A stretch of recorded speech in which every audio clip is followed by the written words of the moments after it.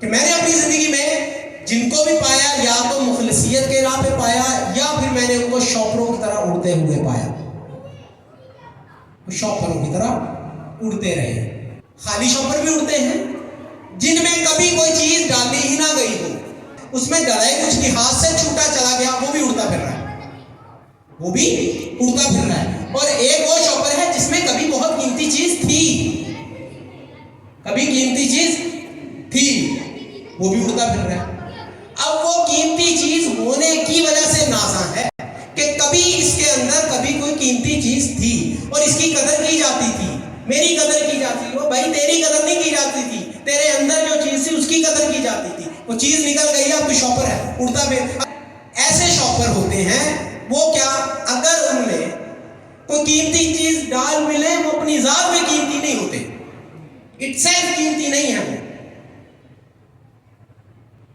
रास्ते में उड़ते हुए शॉपर में आप कोई सोने की चीज डाल लें और अपनी जेब में डाल लें तो अपनी जात में कीमती नहीं हो गया, वो उस चीज की वजह से कीमती है।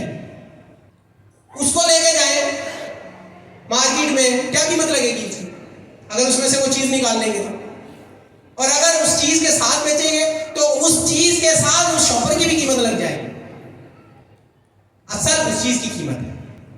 अंदर से इखलास निकल गया, ईमान निकल गया, ताल्लुक टूट गया, मोहब्बत खत्म हो गई, अकीदत खत्म हो गई, वो सब कुछ निकल गया, तो फिर उसकी कोई कदर कीमत नहीं, कोई वैल्यू नहीं। अब वो कहे कि मेरी वैल्यू हुआ करती थी, वो तेरी वैल्यू इसलिए हुआ करती थी कि तेरे अंदर एक चीज थी, मालिक ने वो चीज निकाल के तुझे फेंक दिया, अब तू उड़ता फिर तेरी, क्यों कि तूने खुद वो चीज बनाना चाहा, वो अपने आप को उसी दर्जे पे रखना चाहता है।